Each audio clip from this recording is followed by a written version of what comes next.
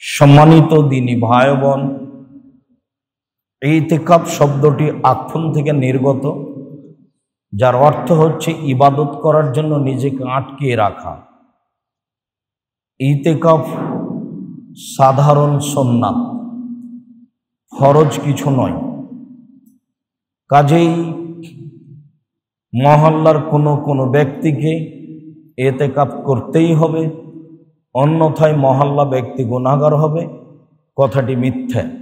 বা কোনো লোককে টাকা দিয়ে নিয়ে এসে ইতিকাফ করিয়ে নিতে হবে, এটা একটা কুসংস্কার মাত্র, যা বিদআত, যা পরিহার করা একান্ত জরুরি।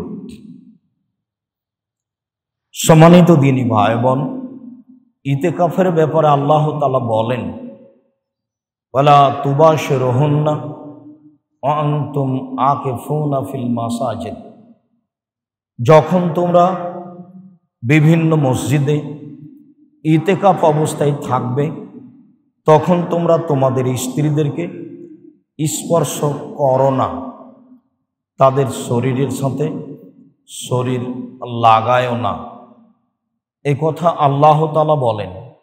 তার মানে ইতিকাফের বিষয়টি আল্লাহ কোরআন মাজিদে উল্লেখ করেছেন। আল্লাহ তাআলা অন্যত্র বলেন, ওয়া আহেদনা ইলা ইব্রাহিম ওয়া ইসমাঈলা আন তাহহিরা বাইতিয়া লিত-তায়িফিনা ওয়াল আকিফিনা ওয়ার রুকাই সুজুদ। আল্লাহ তাআলা ইব্রাহিম আলাইহিস সালাম এবং ইসমাইল আলাইহিস সালামকে আদেশ করেন এই মর্মে যে আপনারা পিতা পুত্র দুইজন কাবা ঘরকে মূর্তি থেকে পরিষ্কার রাখুন, কাবা ঘরকে পরিষ্কার পরিচ্ছন্ন রাখুন, তওয়াফকারীদের জন্য, ইতিকাফকারীদের জন্য এবং রুকু সিজদা সালাত আদায়কারীদের জন্য। অত্র আয়াতে আল্লাহ তাআলা ইতিকাফের কথা উল্লেখ করেছেন, যাতে আল্লাহ তাআলা ইব্রাহিম আলাইহিস সালাম এবং ইসমাইল আলাইহিস সালামকে কাবা ঘর পরিষ্কার পরিচ্ছন্ন পবিত্র রাখার জন্য আদেশ করেছেন। ইতিকাফের ব্যাপারে আয়েশা রাদিয়াল্লাহু তাআলা আনহা বলেন, কানান নবী সাল্লাল্লাহু আলাইহি ওয়াসাল্লাম ইয়াতাকিফুল আশরাল আওয়াখিরা। আল্লাহর নবী নিজে রমজান মাসের শেষ দশক ইতিকাফ করতেন। ওয়া আতাকাফা আজওয়াজুহু বাদান নবী সাল্লাল্লাহু আলাইহি সাল্লাম আও মিন বাদিন নবী সাল্লাল্লাহু আলাইহি সাল্লাম। এবং আল্লাহর নবীর অবর্তমানে তার স্ত্রীগণ ইতিকাফ করতেন। অত্র বুখারী মুসলিমের হাদিসে বোঝা যায় আল্লাহর নবী ইতিকাফ করেছেন এবং তার স্ত্রীগণও ইতিকাফ করেছেন। মানুষ বিশেষ ইবাদতের আশায় ইতিকাফ করতে পারে, পুরুষও পারে, নিরাপদ স্থান হলে মহিলারাও পারে। ইতিকাফের ব্যাপারে আয়েশা রাদিয়াল্লাহু তাআলা আনহা বলেন, আস-সুন্নাতু লিল মুতাকিফ আল্লা ইয়াশহাদা জানাজা ওয়ালা ইয়াউদা মারিদা ওয়ালা ইয়ামুসাল মারআতা ওয়ালা ইউবাশিরাহা ওয়ালা ইয়াখরুজা লিহাজাতিন ইল্লা লিমা লা বুদ্দা মিনহু ওয়ালা ইতিকাফা ইল্লা বিসিয়ামিন ওয়ালা ইতিকাফা ইল্লা বিমসজিদিন জামে। আয়েশা রাদিয়াল্লাহু তাআলা আনহা বলেন, ইতিকাফকারীদের জন্য সুন্নাত, তারা জানাজায় উপস্থিত হতে পাবে না, ইতিকাফের স্থান ত্যাগ করে জানাজায় যেতে পাবে না। প্রত্যেকটা মানুষের কাছে একটা জরুরি হক রাখে, সেটা হলে কেউ মারা গেলে জানাজায় যাবে, এটা তার জন্য ফরজ। গেলে নেকি পাবে, এইটা আল্লাহর দয়া। এরকম দয়াকে বোনাস বলা যায়। কেউ যদি জানাজায় যায় তাহলে 1 উহুদ পাহাড়ের সমান 1 কেরাত নেকি হবে। আর যদি মাটি দেওয়া পর্যন্ত থাকে তাহলে 2 কেরাত নেকি হবে। 1 কেরাত সমান হলো উহুদ পাহাড়ের সমান। উহুদ পাহাড় 4 কিলোমিটার প্রশস্ত, 8 কিলোমিটার লম্বা। নিচে কত আছে তা মানুষ জানে না, অনেক নেকির ব্যাপার। এরপরেও ইতিকাফ অবস্থায় মানুষ জানাজায় যেতে পাবে না। পরের অংশে বলা হয়েছে কেউ অসুস্থ মানুষকে দেখতে যেতে পাবে না। মানুষ মানুষের প্রতি 6টা হক রাখে, তার একটি হক হচ্ছে অসুস্থ মানুষকে দেখতে যাওয়া। কেউ যদি সকালে যায় তাহলে সন্ধ্যা পর্যন্ত 70,000 ফেরেশতা তার জন্য ক্ষমা চাইবে। যেতে হবে, এটা জরুরি। ক্ষমা চাইবে, এটা আল্লাহর পক্ষ থেকে দয়া। এটা একটা গুরুত্বপূর্ণ কাজ। এরপরেও ইতিকাফ অবস্থায় সে কোনো অসুস্থ মানুষকে দেখতে যেতে পাবে না। তারপরের অংশে বলা হলো স্ত্রী মিলনে যেতে পাবে না। সাহা, স্ত্রী মিলনে যেতে পাবে না। তারপরে বলা হলো অলা ইবা সেরাহা, তার শরীরের সাথে শরীর মিলাতে পাবে না। বিষয়গুলি গুরুত্বপূর্ণ। এরপরে আল্লাহ রসুল বললেন, যা আয়েশা রাদিয়াল্লাহু তাআলা আনহা বলেন, মানুষ কোনো প্রয়োজনে বাইরে যেতে পাবে না, তবে জরুরি পেশাব পায়খানা, গোসল এসব কাজে যেতে পারে। লিমা লাবুদ্দা মিনহু, যা না করলে চলে না, যেগুলো করাই লাগবে সেই উদ্দেশ্যে ইতিকাফ অবস্থায় বের হতে পারে, যা সহিহ হাদিসে বোঝা যায়।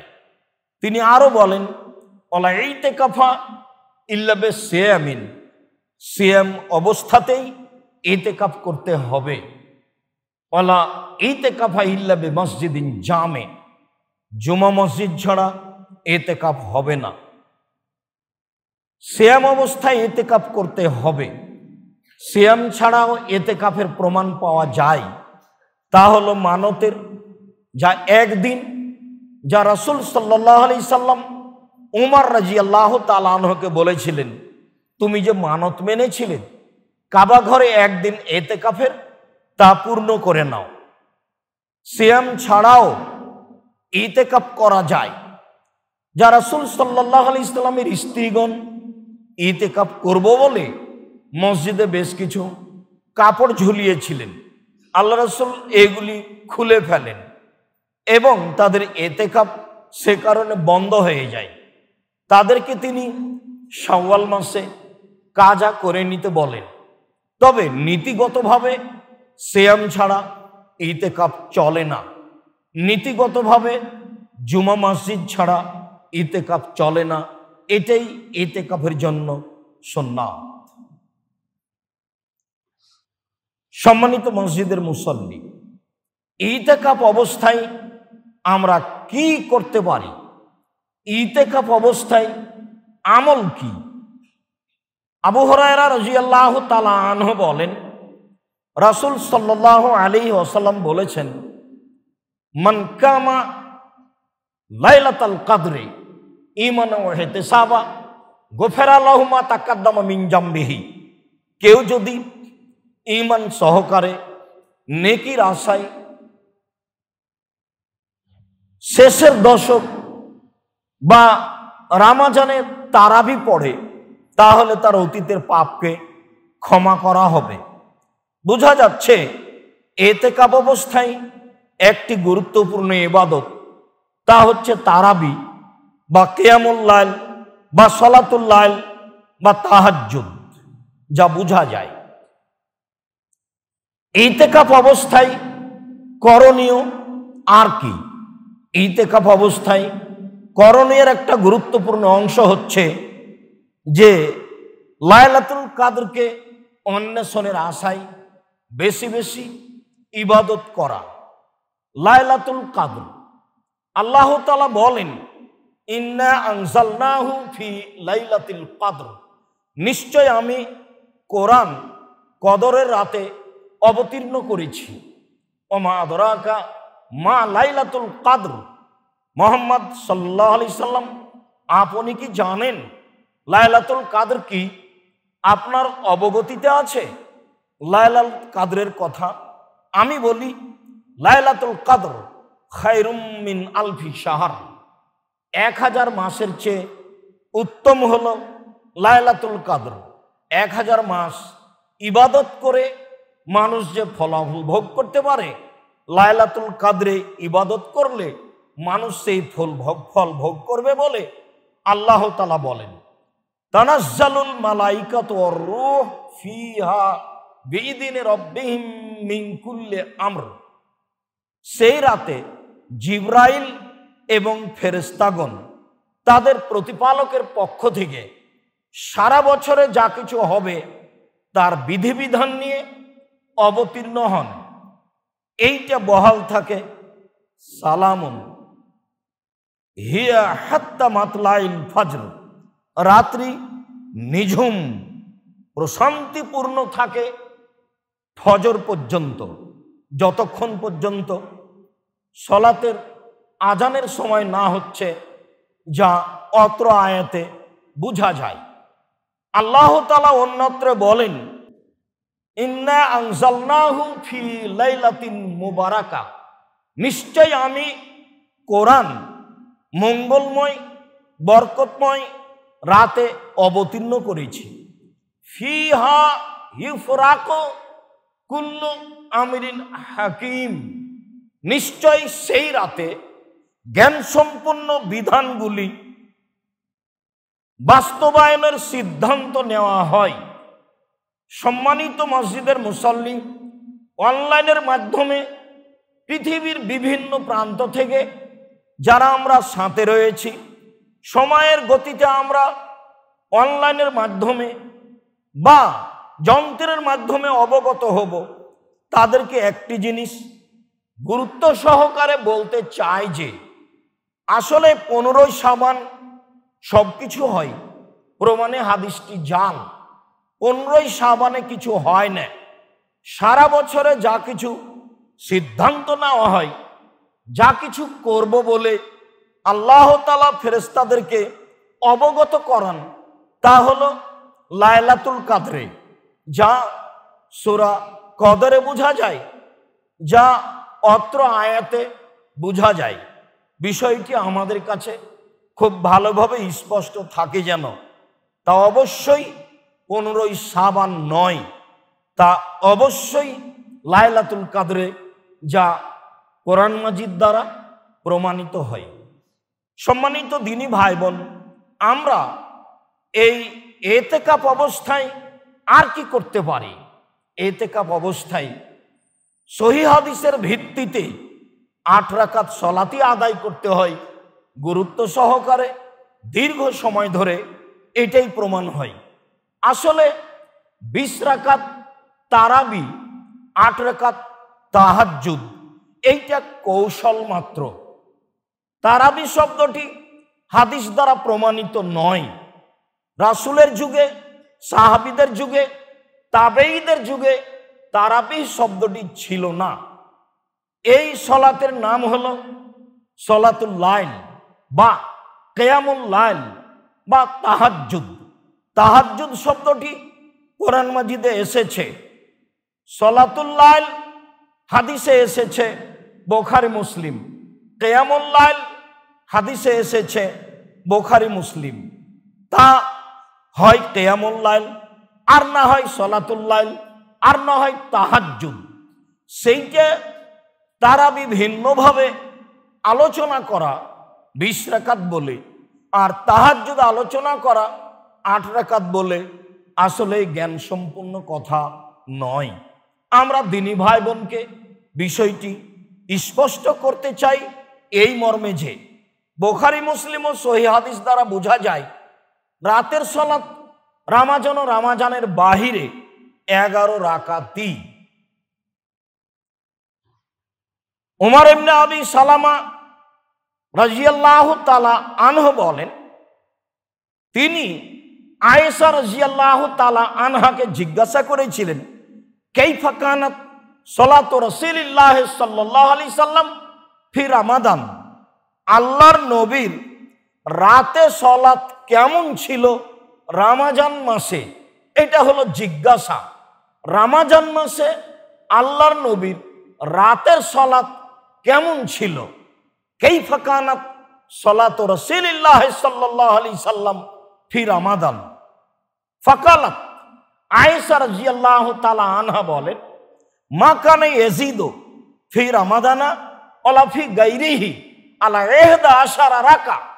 আল্লাহর নবী রমজান মাসে এবং অন্য মাসে 11 রাকাতের বেশি সালাত আদায় করেননি, যা রাসূল সাল্লাল্লাহু আলাইহি সাল্লামের স্বাভাবিক নিয়ম। তিনি রমজান মাসে এবং অন্য মাসে 11 রাকাতের বেশি সালাত আদায় করেননি। রমজান মাসে তারাবির নামে 20 আর তাহাজ্জুদের নামে 8, বিষয়টি ঠিক নয়, যা বুখারী মুসলিমের হাদিসে প্রমাণ হয়। আয়েশা রাদিয়াল্লাহু তাআলা আনহা বলেন, ইসল্লি আরবান, তিনি 4 রাকাত প্রথমে পড়তেন, লা তাসালান হুসনিহিন্না ও তুলিহিন্না, জিজ্ঞাসা করো না তুমি তা ছিল কত সুন্দর, তা ছিল কত লম্বা। জিজ্ঞাসা করো না তুমি তা ছিল কত সুন্দর, তা ছিল কত লম্বা। জিজ্ঞাসা করো না তুমি তা ছিল কত সুন্দর, তা ছিল কত লম্বা। সুম্মা ইসল্লি আরবান, তারপরে তিনি আবার 4 রাকাত পড়তেন, লা তাসালান হুসনিহিন্না ও তুলিহিন্না, জিজ্ঞাসা করো না তুমি তা ছিল কত সুন্দর, তা ছিল কত লম্বা। জিজ্ঞাসা করো না তুমি তা ছিল কত সুন্দর, তা ছিল কত লম্বা। জিজ্ঞাসা করো না তুমি তা ছিল কত সুন্দর, তা ছিল কত লম্বা। সুম্মা ইসল্লি সালাসান, তারপরে তিনি 3 রাকাত বিতির পড়তেন। বুখারী মুসলিম। সম্মানিত দিনী ভাই বোন, 8 রাকাত সালাত তিনি কিভাবে পড়তেন তা অত্র হাদিসে দিনের মতো প্রকাশ পায়, যা লম্বা হবে, দীর্ঘ সময় ধরে হবে। কোরআন মাজিদ মুখস্থ না থাকলে সূরা ইখলাস তো আছে, শতবার বলবো দাঁড়িয়ে। রুকুতে যাব, দীর্ঘ সময় থাকবো। সিজদায় যাব, দীর্ঘ সময় থাকবো। 4 রাকাত পড়বো। এরপরে তাসবিহ তাহলিল জিকির আজকার কান্নাকাটি দোয়া 1 ঘন্টার পরে আবার 4 রাকাত পড়বো দীর্ঘ সময় ধরে। এই হলো 8 রাকাত।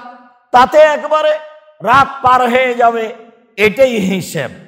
যদি 20 রাকাত পড়ি তাহলে দ্রুত হতে হবে, মানুষ ক্লান্ত হবে, প্রশান্তির সাথে সালাত হবে না, যা আমাদের চোখের সামনে বাস্তবায়ন হয়, আমরা ভালোভাবেই বুঝি।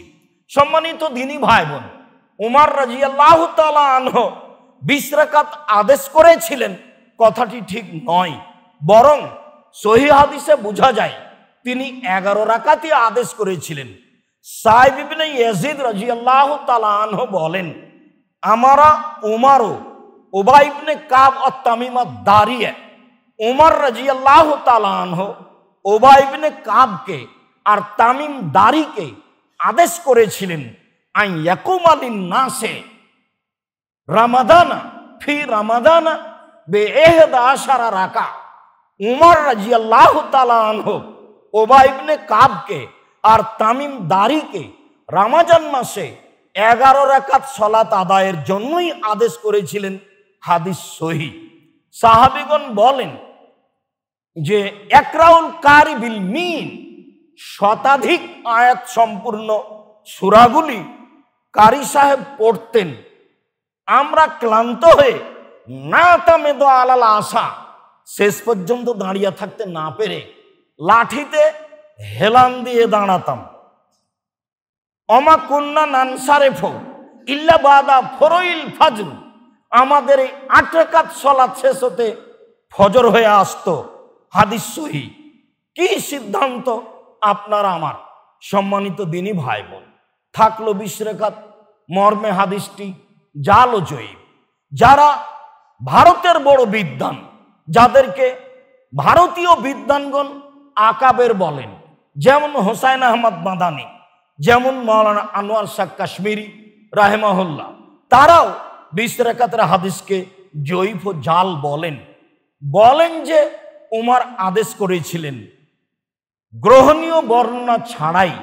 সম্মানিত দিনী ভাই বোন, আমরা পৃথিবীর বাঙালি, পৃথিবীর দিনী ভাই বোনকে গুরুত্ব সহকারে দীর্ঘ সময় ধরে আল্লাহকে সন্তুষ্ট করার আশায় সুন্দর করে 11 রাকাত 8 রাকাত সালাত আদায়ের জন্যই অনুরোধ জানাচ্ছি। জালজয়ীফ হাদিস বা উমর বলেছেন এমন কথার উপরে আমল না করা থেকে বিরত থাকার জন্যই অনুরোধ জানাচ্ছি। তবে ইমাম মালিক সহ যারা আরো কিছু বলেছেন, তারা বলেছেন এই হাদিস নয়, 20-এর হাদিস নয়, তারা বলেছেন যে রাসূলের পক্ষ থেকে হাদিস আছে সলাতুল লাইলি মাসনা মাসনা, রাতের সলাত 2 রাকাত করে যে যা পারে।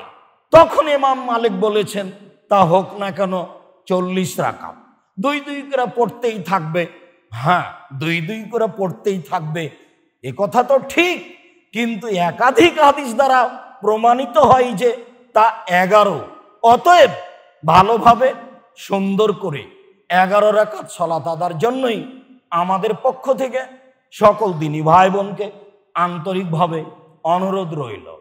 লাইলাতুল কাদর আমরা কি দিয়ে বুঝবো যে এইটা লাইলাতুল কাদর? আয়েশা রাদিয়াল্লাহু তাআলা আনহা বলেন, রাসূল সাল্লাল্লাহু আলাইহি সাল্লাম বলেছেন, তাহাররাও লাইলাতুল কাদরে ফিল বিত্রে মিনাল আওয়াখিরে মিন রমাজানা, তোমরা রমাজানের শেষ দশকে লাইলাতুল কাদর খুঁজো বিজোড় রাতে। আয়েশা রাদিয়াল্লাহু তাআলা আনহা বলেন, কানা নবী সাল্লাল্লাহু আলাইহি সাল্লাম ইয়াজতাহিদু মা লা ইয়াজতাহিদু ফি গায়রিহি, আল্লাহর নবী রমাজানের শেষ দশকে ইবাদতের জন্য যত চেষ্টা করতেন অন্য সময় তিনি তত চেষ্টা করতেন না। আয়েশা রাদিয়াল্লাহু তাআলা আনহা বলেন, কানা নবী সাল্লাল্লাহু আলাইহি সাল্লাম ইদা দাখালাল আশর, যখন রমাজানের শেষ দশক আসতো, সাদ্দা মিজারাহু, তিনি লুঙ্গি গুটিয়ে নিতেন, মানে প্রস্তুতি নিতেন।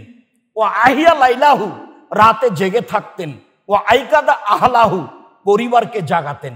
এইভাবে তিনি রমজান মাসকে, শেষের দশককে মূল্যায়ন করার জন্য প্রাণপণে চেষ্টা করেছেন, সপরিবারে রাতে জেগে থেকে ইবাদত করে। আয়েশা রাদিয়াল্লাহু তাআলা আনহা বলেন, আমি একদা বললাম, আর আইতা, আল্লাহর নবী আপনি কি মনে করেন, ইন আলিমতু আইয়ু লাইলাতিন লাইলাতুল কাদরে, আমি যদি বুঝতে পারি লাইলাতুল কাদর কোনটি, মা কুলু ফিহা, তাতে আমি কি বলবো? তখন আল্লাহর নবী বললেন, কুলি, তখন তুমি বলবে, আল্লাহুম্মা ইন্নাকা আফুবুন তুহিব্বুল আফওয়া ফাফু আন্নি, হে আল্লাহ তুমি ক্ষমাশীল, ক্ষমাকে ভালোবাসো, আমাকে ক্ষমা করো। যেহেতু তুমি ক্ষমাশীল, ক্ষমাকে ভালোবাসো, তো আমাকে ক্ষমা করো, আমিও ক্ষমা চাচ্ছি। এই দোয়া পড়বে, অতীব গুরুত্বপূর্ণ। সম্মানিত দিনী ভাই বোন, আমরা লাইলাতুল কাদর বুঝবো কিভাবে?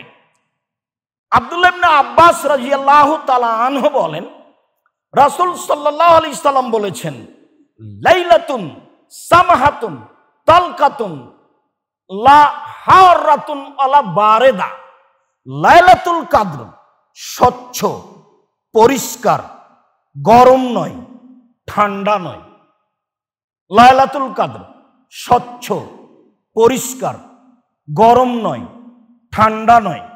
তুসবিহ শামসুহা, সেই দিন সূর্য উঠবে। সাবিহাতুহা যায়ফা হামরা, সূর্যের আলো হবে শক্তিবিহীন, কম, তাপ থাকবে না তেমন, তাপ মুক্ত হয়ে সকাল হবে। এইভাবে রাসূল সাল্লাল্লাহু আলাইহি সাল্লাম লাইলাতুল কাদরের পরিচয় দিলেন। জাবের রাদিয়াল্লাহু তাআলা আনহু বলেন, রাসূল সাল্লাল্লাহু আলাইহি সাল্লাম বলেছেন, ইন্নী রাআইতু লাইলাতুল কাদরে, আমি নিজে লাইলাতুল কাদরকে দেখেছি। ফা উনসিতুহা, তবে আমাকে ভুলিয়ে দেওয়া হয়েছে। হিয়া ফিল আশরিল আওয়াখিরে, তবে সেইটা রমজানের শেষ দশকে হবে। লায়ালিহা, শেষ দশকের রাতে হবে। তবে সেটা শেষ দশকে রাতে হবে। লাইলাতুন তালকাতুন, লাইলাতুন তালকাতুন, রাত হবে স্বচ্ছ, পরিষ্কার, মর্যাদাপূর্ণ। কান্না ফিহা কামারান, মনে হবে যেন চন্দ্র উঠেছে, ঝকঝক হয়ে পরিষ্কার হয়ে আছে। লায়াখরুজ শয়তানহা হাত্তা হাত্তা এদাও ফাজরোহা, সেই রাতে ফজর পর্যন্ত শয়তান প্রকাশ পাবে না, শয়তান তার স্বস্থান থেকে বের হবে না। রাত হবে অতীব মর্যাদাপূর্ণ, পরিষ্কার, স্বচ্ছ, মনে হবে যেন চন্দ্র উঠে আছে, উজ্জ্বল হয়ে থাকবে এবং শয়তান প্রকাশ পাবে না, এই কথা বলা হয়। আবু সাঈদ খুদরি রাদিয়াল্লাহু তাআলা আনহু বলেন, রাসূল সাল্লাল্লাহু আলাইহি সাল্লাম বলেছেন, ইন্নী রাআইতু লাইলাতুল কাদরে, আমি লাইলাতুল কাদর দেখেছি।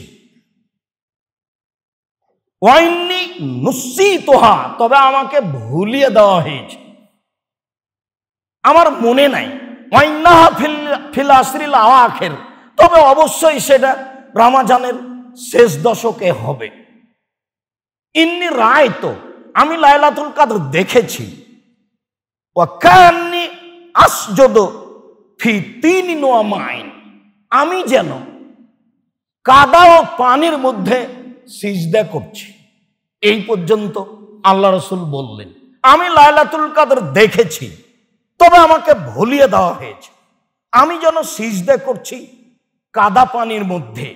এরপরে সাহাবী বলছেন, কানা সাকফুল মসজিদ জারিদান নাখলে, সেই দিন কাবা ঘরের ছাদ ছিল খেজুর গাছের ডাল, সেই দিন কাবা ঘরের ছাদ ছিল খেজুর গাছের ডাল।